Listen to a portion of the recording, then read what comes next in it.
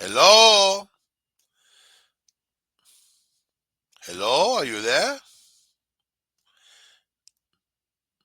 Oh, and we are live. See? So I was live for like 40 seconds and this stupid thing didn't pop up. So I'm sitting all quiet, then going hello and whatever. This is some 2-bit stuff. What is this stupid duck service that we're on? StreamYard? It isn't worth anything. Nothing. Zero, zilch. Gotta find a new platform. Get away from this, man. Anyway, I like reliability. And you know something? There's not a lot of reliability out there in the world concurrently. So,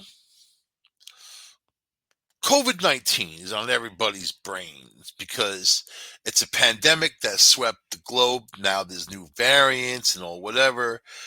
Let's just keep in mind that the the COVID-19 that's infecting people right now today in the United States, more than 75% of those new infections is the Delta variant, right? So you can talk about Omicron all day long. There's people with disinformation, no information, wrong information. They're making things up. I go on Facebook and these people come out with all these statements like they're a doctor working in the field, some scientist who knows exactly this virus and what it's going to do next. Very funny to listen to those guys kind of go on and on and on about you know their the lack of their PhD. You know, I'm not even saying you need a PhD to know what you're talking about because I don't have a PhD and I feel like I know what I'm talking about, but I know what I'm talking about because I do research, and that research is data, and that data comes from real people out there in the world. What I'm not just reading some news story off of some crap news channel. This is like hospital data stuff I see going on around the world, and you can put the timeline together. You know, any investigator puts a timeline together, and you can see the waves and why they happen. They're all driven by people. It's people who gather, people who bring the virus to other people. They don't want to get vaccinated, or they fight against it, or they think they have some magical solution. They think that their ideas are better, you know. But this is something that has happened. However, and then you can go back to the roots of it, how it happened. China released it, and this came from their weapon lab. Yeah, of course it did. But the reality is, there's nothing you can do about that now. The only thing you can do is avoid it. Avoid it. So, what do I always say to you guys about energy? There's some energy when it's coming at you, and you and your little plinky blinky form is not going to be able to stop it. Let's say it's a freight train going 100 miles an hour, coming right at you, and you're standing on the tracks. The only thing you can do is get out of the way and let it go past. You know what I mean? Sort it out afterwards, man. You're not going to be able to stop it. And just like this virus, the individual out there who might have great ideas how to stop the virus, he's not going to stop the virus. So Omicron, that's on everybody's lips now because it's the one sweeping the globe, and you can see how more infectious it is over Delta, which I thought Delta was, wow, really infectious, more infectious, right? Remember in June when the CDC said that Delta was not an issue in the U.S. and wasn't going to be, and here we are in December, you know, and we're in the middle of it. Tell that to the hundreds of thousands of people who died. You know, we're almost at the 800,000 marker point for deaths in America. You know, we're leading the world, unless you don't believe China, and I don't believe China. And I feel like a lot of people died, millions, not just like a handful. They're saying 5,000. That's just insane considering all the news that was coming out. Plus, they ordered 50,000 urns, and had those incinerators going 24 hours a day, 40 incinerators, and plus all the crematoriums. So that's so yeah, 5,000 people. So no matter what, if it gets you, it gets you, but you don't want it, so you want to stay away from it. You don't want to be the one. And then this is the deal. Also, oh well, a very small percentage of people actually die who get it. Well, you don't want any percentage. Number one. Number two, it's more than that. It's more about the long-term health problems this is causing people. So Omicron, you're going to see something very different. And my fears was when I'm looking from the very first time that this virus showed its ugly face till where we're at now, and the timeline goes on around the world, the rhythm of how it spreads and how it goes. The virus itself is looking to survive. They say they're not intelligent. They don't think. It's not a master plan. They don't have it out for people. It's just what it does in nature, right? Wants to survive and it wants to replicate, and it has all these mutations now that makes it harder for the viruses, the vaccines to fight. If you've had previous infections, it makes it harder to fight. There's a lot of reinfections happening. So my fear was one was going to come along that wasn't going to be as deadly, but it was going to cause long-term healthcare problems, which overloads the hospitals, which overloads the medical system, and on and on and on. Plus, terrible for the person experiencing those problems, right? And but number two, that it was going to find a gateway inside of people where you really didn't have any or much of an immunity to it at all, because this thing's going to constantly change, and then a deadlier variant is going to come along and be able to just ride its coattails. That's my fear of this. And I haven't been wrong from the start. I'm not tooting my own horn. I'm just saying this is what I see, me personally. I'm not talking about news reports. I'm not talking about anything but math, numbers, the timelines, and what I'm seeing. And then we're back right into that heavy flow again, just like it was last December. It was crazy. And we were heading for a peak. Why did that happen? Well, of course, you have your Thanksgiving, you have other things involved. You got the cold weather coming into in much of the US. So you have that issue. But this is something that if people don't bond together and fight, it's not going to stop. It's going to keep testing, testing, testing. Just like I talked last week about breaking codes, encryption. It's going to keep testing, testing, testing till it hits the right code, and then that's it. It's going to scoot right past anything that you think of your antibodies and this. People bragging that they have all this protection now since they've had the vaccine and they've had COVID, whatever. You really haven't seen reinfections in people who have had it up until now with this Omicron. The Omicron is reinfecting people. So you think you'd have some kind of defense against it if you've had it, but it's changing the game. And this was predicted. But how are people reacting? I love England, man. I watch English news because it makes me laugh, and I love how all they can freaking talk about. Number one, if you think that people in England are more sophisticated than people in the U.S., you're wrong. You know what I mean? In fact, it's the opposite. I used to think that, hey, people in England, they act a little nicer, maybe a little more sophisticated. That just means that they're well tamed. They're trained, boy. That queen cracks her whip. Those people, oh yes, what can I do for you, queen? Oh. In America, people be like, F you, queen.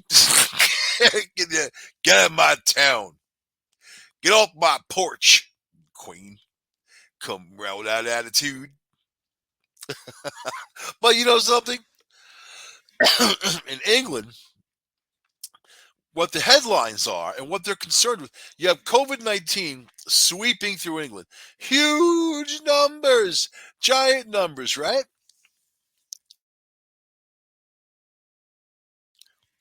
What they talk about is a Christmas party they had at 10 Downing Street, which is like their White House, whatever you want to compare it to, like that.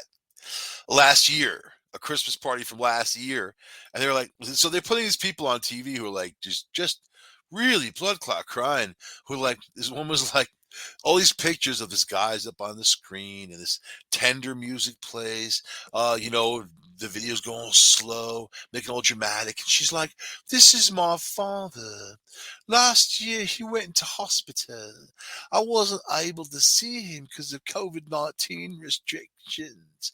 And then when I found out after he died that they had a Christmas party at 10 Downing Street, I was angry. My feathers were ruffled. It wasn't fair. It was that Bojo, Boris Johnson. It wasn't like the Queen or anything. No offense to the Queen, of course. No offense to the Queen. They don't care what they did for the Queen. They don't care what their Christmas was like, the opulence or whatever. All they care about is this other stuff. Let me tell you, you've got the perfect storm. You've got the tipping point happening. The tipping point is when you reach the point to something that it is gone. It goes. You're over. And you have just not only people being divided and the morale low, people, it's the holiday season, all these shipments are offshore, stores are emptied, you got gangs of people robbing people in stores, robbing people in restaurants, all this other stuff going on. And the only thing they're doing in England is talk about Christmas. Is it going to spoil Christmas? Or they had a party for Christmas. Then they go on the street and actually talk to people and how they feel. How do you feel about this Christmas nonsense? And these guys like tell it straight. Like, I don't even care about that. I don't care what the hell they do there. Just get on with it. We have more problems. Everybody said the same thing, that there's more problems. But isn't it funny that it's the media that's driving this? Just like here in the United States, the media is driving this angst towards Boris Johnson. And he's like a Trump guy. He freaking even looks like he's like the English version of Trump, you know? And that's the problem with politics here, there, everywhere. That these forces, which aren't the people, these are corporate forces and political forces that are pushing misinformation, pushing disinformation, driving these things, causing these issues, and it's just a bunch of smoke, But people really need to be represented. Shameful that they all do it. That it's a culture of corruption in all of these different political bodies. So anyway, so yeah, people think that this long COVID-19 is they're calling it a mass disabling event in America. So you want to know how real it gets, you know? So let me get into this. Is going to scare the hell out of you, you know. And these are this isn't something that you catch and go away. These things are ongoing within these people, right? So anyway, there we go. Long COVID. You literally can't do anything. So let's see. This woman in the story was first diagnosed with COVID in May of 2020 during a test event at her job where she worked as a case manager, right? She said, when I tested positive, I completed my 10 days of isolation at home from work, but was considered asymptomatic case, which means you have no symptoms. No one else in my household got sick. I started noticing symptoms in July of 2020. So diagnosed and went into isolation in May, right? And then here you are in July, months later. And she started getting symptoms. They started ebbing and flowing. She says swirling every day. Since then, she got tested on July 5th. The test was negative, and then she had only one negative test since. Bean has experienced a variety of symptoms, which she said really grinds you down, is much more flattening than other forms of chronic illness. These include tachycardia, constant sweating, post-exertional malaise, I mean, These are ongoing problems. This isn't something that just comes and goes, because now over 100 million people have reported this, that they have this digestive issues, brain fog, weakness in the hands, loss of fine motor skills, loss of taste, loss of smell, insomnia, uh, you know, and also inflammation of the cartilage that connects the rib to the sternum. You know, so she said when you have such profound exertion intolerance, there are days you literally cannot do anything. You can barely speak, you can't think, you can't enjoy things, you can't tolerate noises and stimuli. You can't even afford the energy required to care for the people you love. It's a profoundly dulling experience and so tiring because everything is exertion. Eating is exertion, responding to voicemails, emails is exertion. Wow. And this is present in a lot of people, over 100 billion who have reported basically the same type of symptoms. Also, fever, a fever that rages, goes away over weeks, sometimes months, you know? So, this is just a chunk, right?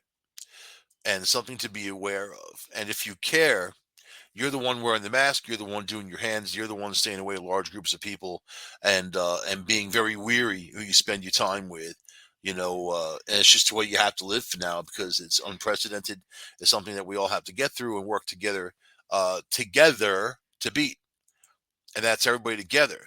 But when I see this dumbfummery in political circles, I realize that there's no representation, and then the only way you can get through it is with representation. So, what happens if you get long COVID? What happens if you do get sick? Let's say you're getting sick and you're going to get married, right? Which you got to be pretty sick to even consider. Okay. Let's say you took a handful of blue pills and you ran to get married, right? It happens to everybody. We all fall in love and lust, and love. Lust's more fun. You think that I haven't been in relationships in my life where I was head over, not thinking clearly? That's when your family or someone close and loves you is supposed to rattle your bones and say,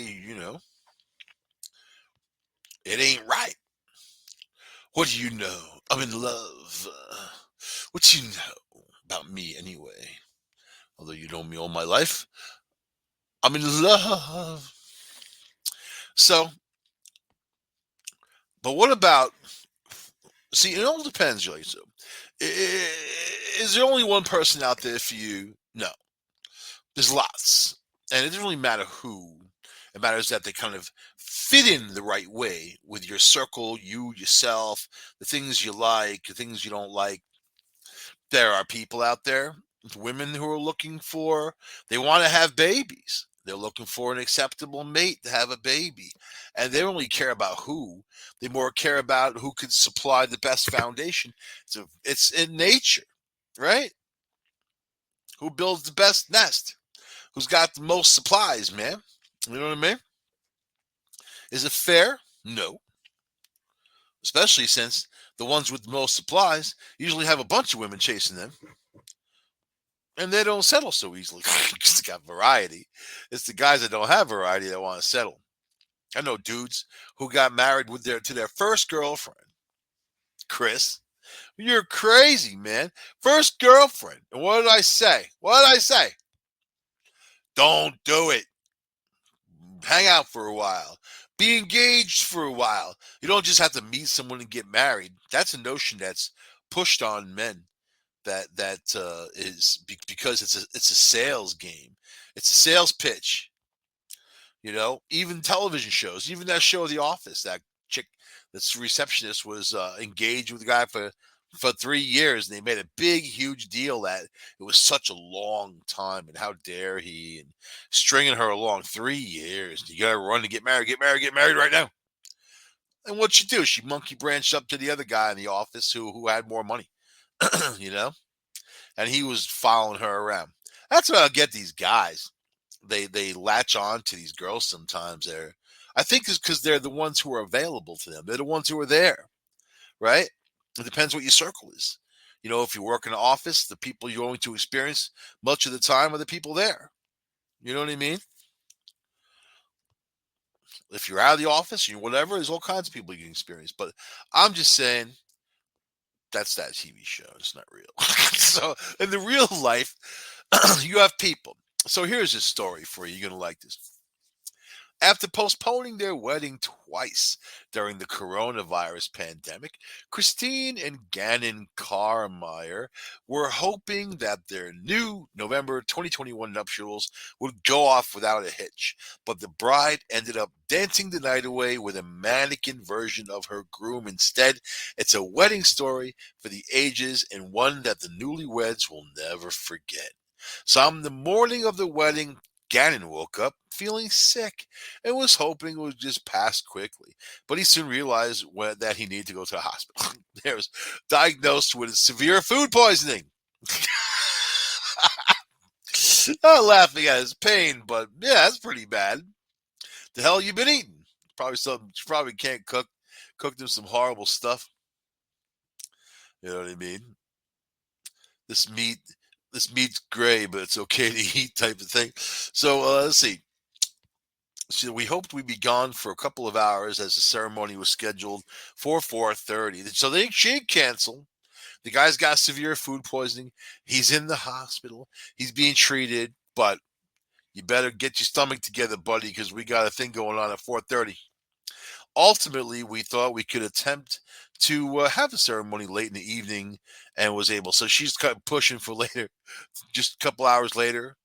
How how about it, honey? You think you feel good in a couple of hours? He's like, you think maybe 5:30? About 5:45, honey. Alas, fate had other plans for the 28-year-old, who was given a sedative to to help him fight off his illness. So now he's high. Now he's high and sick. Listen to his wife to be pushing him. And you know what? I'd be offended if I was the guy. Like, here I am in a goddamn hospital, and you're gonna push me to get married today? Oh my god!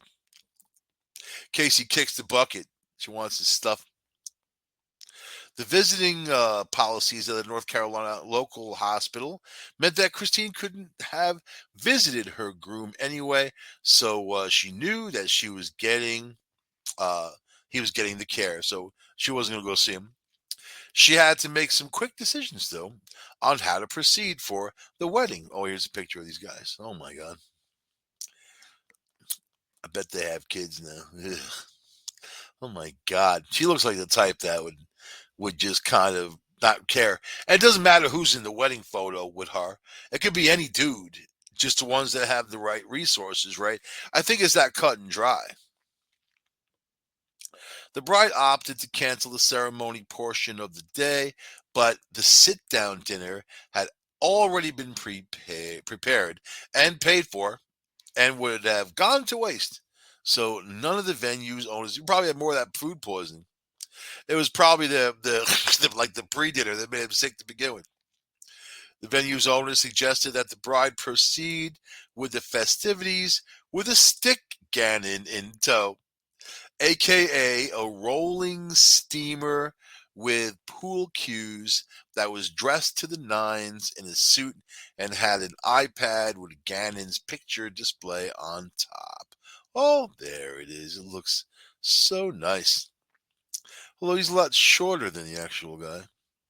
He thought it would be a good comic relief for everyone. This is the guy who runs like the facility that definitely doesn't want her to cancel. He thought it would be a good comic relief for everyone in attendance. Oh yeah, it's funny as hell that the guy is laying there half dead in the hospital, full full of drugs, and then his woman's marrying some iPad. I'd make that marriage stick, man. When they go to get divorced, she could divorce the iPad. You know, give her the suit and the stick figure for the divorce. That guy should run the goddamn other way. Run the other way. This woman's sick. This is a sickness. Good comedy relief. Okay. With only a short period of time before guests were set to arrive, the bride agreed that it would make sense to at least try to make the most out of the situation, even though it was bittersweet. I was so upset. He couldn't be with us, but when we found out his illness was not life threatening, it was certainly easier to celebrate. So, hey, he's not going to die, but he's laying there in his own poop and puking all over himself. But I'm going to party. Party like it's 1999. Easier to celebrate. Nice. Although the sadness was still there. All right. There are just some things that are out of your control, she explained. All right. Christine's brother Eric was stationed outside the hospital the entire time and kept in contact with the bride throughout the night to keep her posted on her groom was doing. Yeah, where she should have been, by her newly almost husband's side, you know. We informed everyone as they arrived at the venue and kept giving status updates. He should have went anyway with a bucket so he could be puking his guts out every time he looks at her and realizes that he's stuck now. You're stuck, buddy. As it turns out, the couple's guests got a kick out of the stick Gannon and had a fun dancing. Well, he was thinner.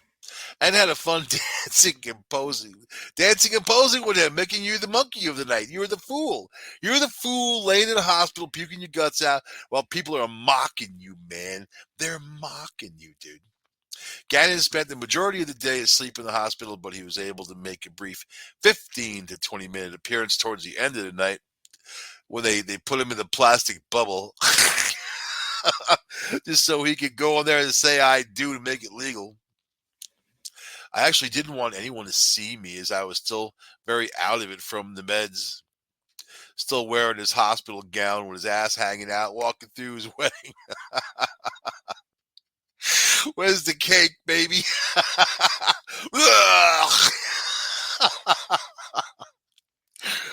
Honey, do you want the fish? Yeah, I don't want the fish. I'll take a little shrimp, though. All right, stop it. Stop it.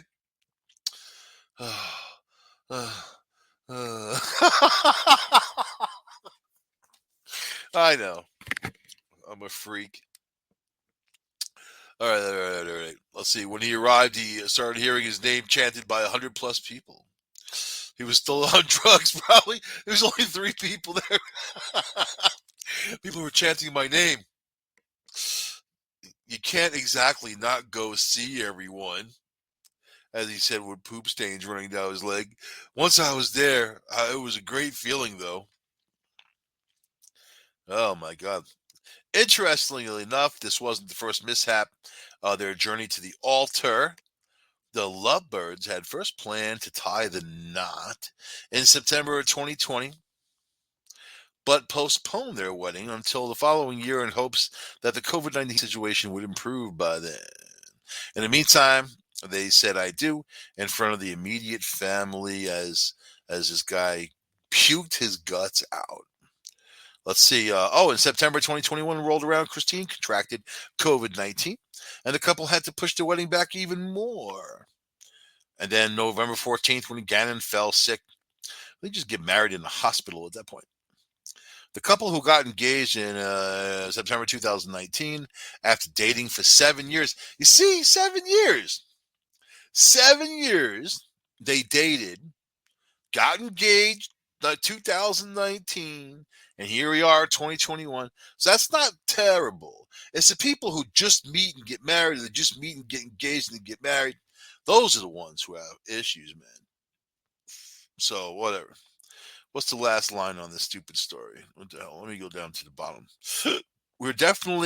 We are all definitely all weddinged out. We will cherish the memories of our small family ceremony.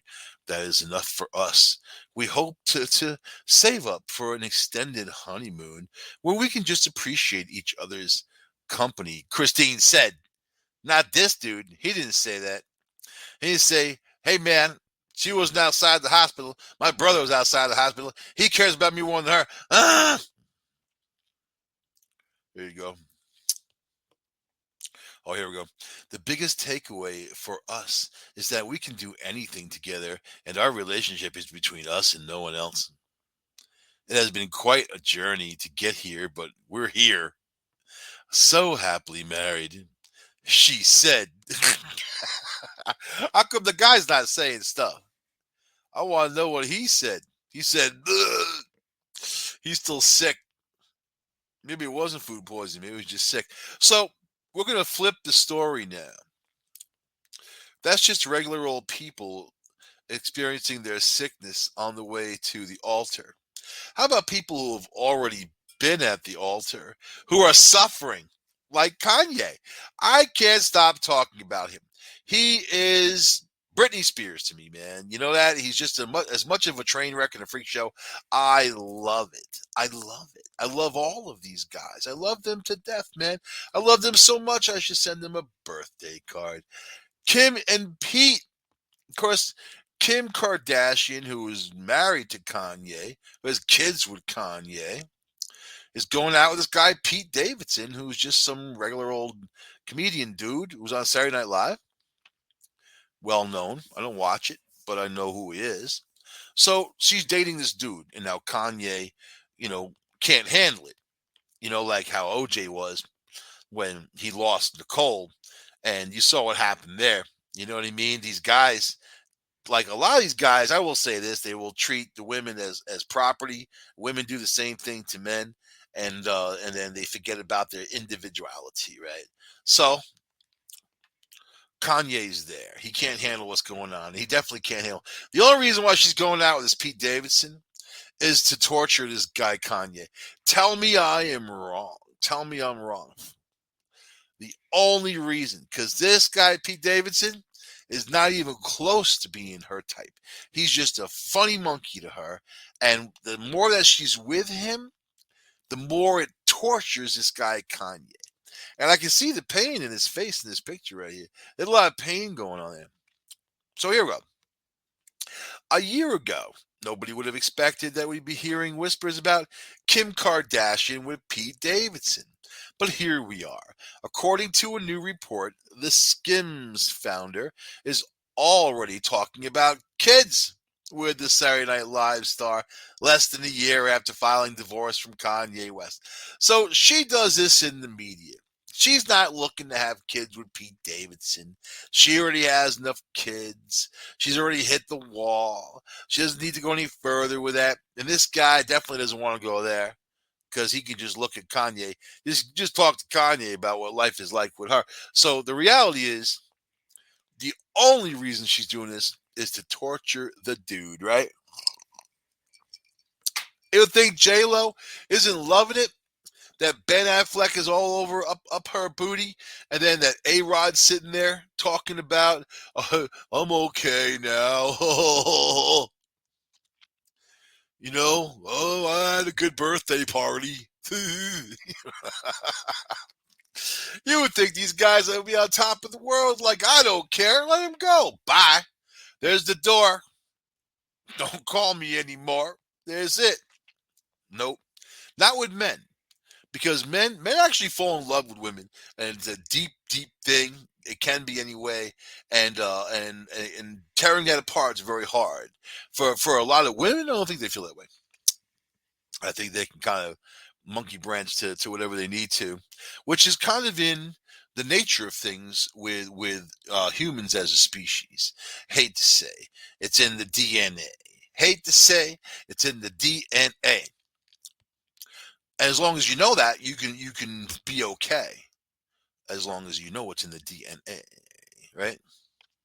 No matter who you are, male or female. I mean, men have messed up too. Not just women.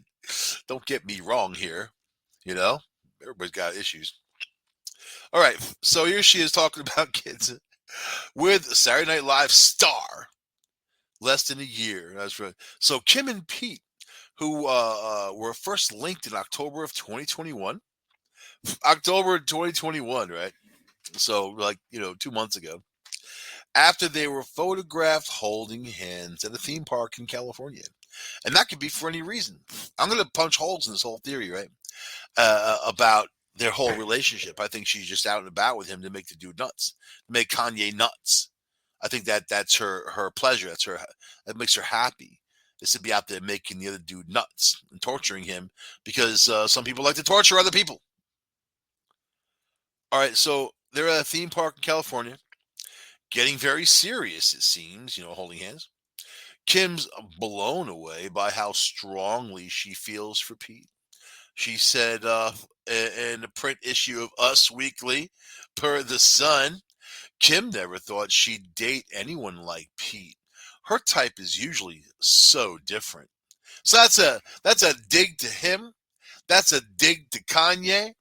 And this is this is a source that said this to Us Weekly. It's very funny how the source is unnamed and it's just out there with pure daggers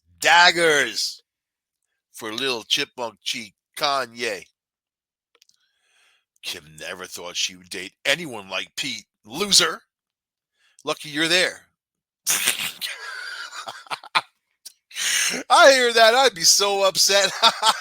You date anyone like me. What's wrong with me? What's wrong with me? They could all have, you know what? I'm feeling a musical coming out of this whole story because I think Pete Davidson needs to have. He's kind of like you go to the musical and you have the straight up singers and whatever. Then you have the guy. I think she likes me. I never thought she would date someone like me. It's like that Cinderella, except it's Pete Davidson. Her type is usually so different. Noting that the Keeping Up with the Kardashians alum, 41 years old, has already told the king of Staten Island star that she loves him. Who said that? I love you. Oh my God. The kiss of death. Kiss of death. According to the source, when Kim met Pete, something inside of her told her she'd want to spend the rest of her life with him. You see Kanye, like listening to this story, with his hands together, just like cracking his knuckles. You just my baby moms with this guy. I got babies with her, and this guy just looks something like some junk ass Saturday Night Live freak. What is she doing to me? And then his friends are next to him. Yo, man, that's effed up. I know it is. Yo, man, I don't know how I'd react if my girl did that when I was some guy like that. Oh, man, I'd go off, man. Kanye, like, yeah. Go off like OJ. Yeah. Because, that he doesn't have any friends around him that's actually talking him down. These guys are the ones like fueling the flames. Let's see. All right, so spend the rest of her life with him. And from the sounds of it, Pete feels the same way. They're already talking about kids.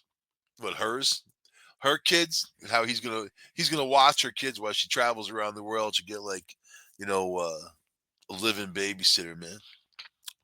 For free. Kim thinks he'd be the best dad. She's smitten. Oh, man. Kanye's best dad. I'm the best dad. This guy don't even have any kids. He called him the best dad. He ain't got no kids. I'm the best dad. God damn it. Kim, bring that booty back over here. I'll treat you better. I'll treat you better. Then he'll come up with his own song. Baby, baby. Don't go with that junkie. I'll treat you better. We got kids. We got kids. We got kids.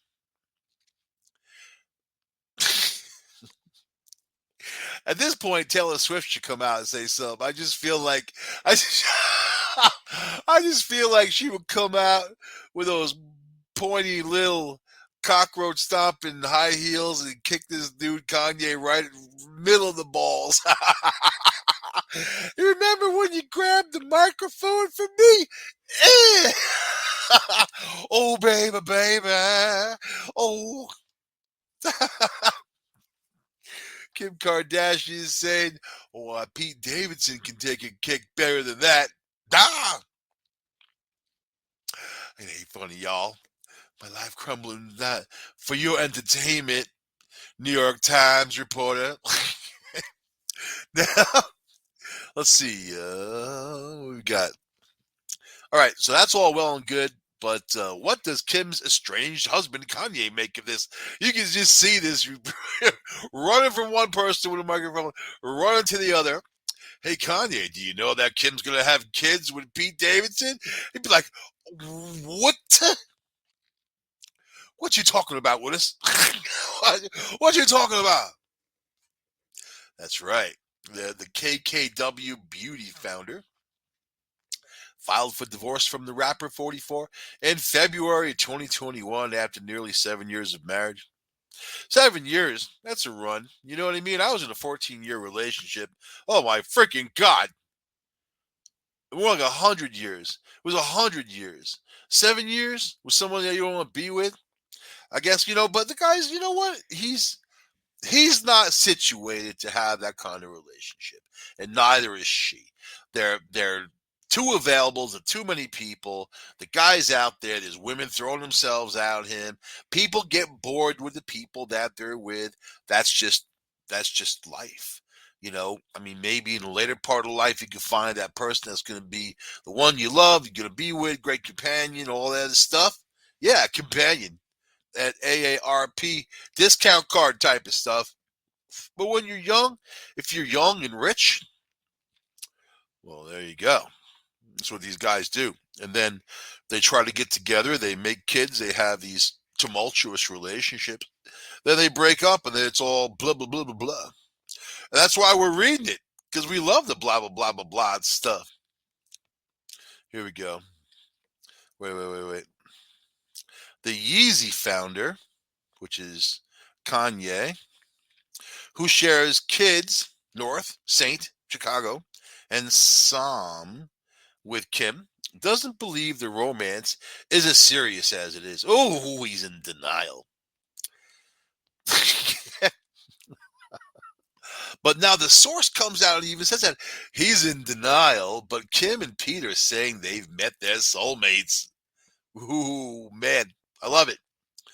News of Kim and Pete's baby fever comes just weeks after Kanye staged a public plea asking to get back together.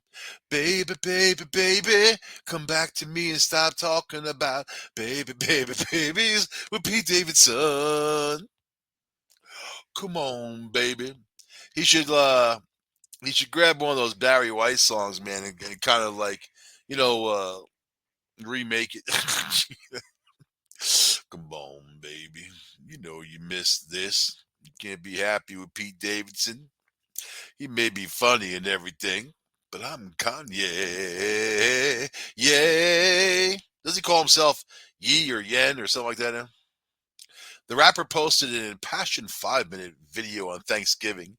He was my Thanksgiving turkey. You kidding me? He apologized for his misactions. I'm sorry that led to their divorce. And he rapped the rest of it. All I can think every day is how to get my family back, or it's A-OK, and how I heal the world of all the pain I have caused. Kanye said in court. I take accountability for my action now. New words alert, misactions. Hey, one thing, one thing all my successes and failures have in common is me. I'm a mess. Baby, baby, baby. All right. All right, you freaks. You freaks. How dare you laugh at somebody else's destruction? So, one last story, real quick. Joel Osteen, big time preacher, has a big church there in Texas, right? Television evangelist, one of the guys talk all the crap, but They're what they are, right? People give them their life savings and they just buy mansions and expensive airplanes. They get on there and pray. It's what do they call them, charlatans. And then uh, a plumber finds cash checks behind loose toilet in the wall at Joel Olstein's Lakewood Church, man. So let's see, discovery comes after $600,000 in checks and cash disappeared from the Houston megachurch's safe in 2014. Disappeared. I wonder if the insurance company was involved in that disappearance and paid him some money, and now they found it in a wall. Envelopes full of cash and checks were found behind a loose toilet by a plumber doing repairs at celebrity televangelist Joel Olstein's Lakewood Church in Texas. The plumber detailed the bizarre discovery made on November 10th at the Houston mega church on the morning. Would you guys turn that in? Would you guys be that honest to say, "Hey, I found $600,000 worth of cash and checks in your wall"? Or would you guys think it's like a miracle? You know what I mean? Like you're a plumber, got no money, and here's this miracle. It's a miracle. Yeah, that's what you want to say, yeah? When the police are coming knocking on your door, and then they say, "Hey, Judge Olstein, how did this $600,000 find your way?" Then you gotta say it like a Texas. They're in Texas, man. "Hey, boy, how'd you find $600,000 getting your wall?" He'd be like, "It's a miracle." "Oh, okay. I'll write that down. Thank you, sir." "It's a miracle," he said. "There was a loose toilet in the wall, and we removed the tile. We went to go remove the toilet, and I moved some insulation away. About 500 envelopes fell out of the wall." He said, "I was like, oh, wow." That's not Texas. They would have said, "Yee-haw!" That's what a bunch of cash falls out of the wall. The plumber then contacted the maintenance supervisor and turned the envelopes in. Very honest. It's not clear. Oh, you probably found $1 million. I'm dying, man. he probably found $1 million. Instead it's found 600,000. Maybe found 2 million. Let's see. A representative from the church acknowledged the discovery. Recently, while repair work was being done, when undisclosed amount of cash was found. Let's see. They're doing their investigation. The money mystery comes after $600,000 in checks that disappeared from the church's safe in 2014.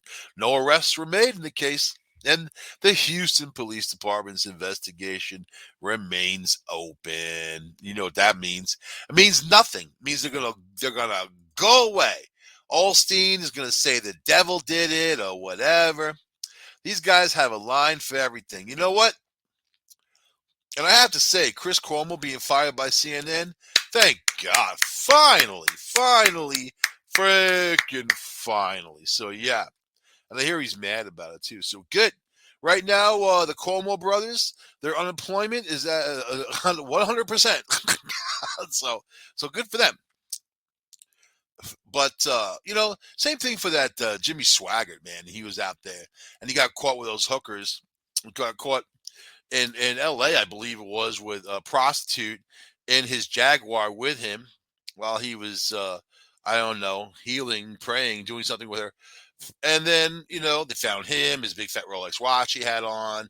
And then, the cops made a big deal out of it. They arrested him for whatever. And then his church, you think they lose the church? Here's a guy preaching against that sort of stuff, preaching against prostitutes, preaching against wealth, even though he's in the midst of wealth. What does he do to his church? He goes in there and says, "I have sinned. I have sinned and I need money to pay. Get the devil off my ass." And they gave him money. And that's the history of human beings and their stupidity, and you can't fix stupid.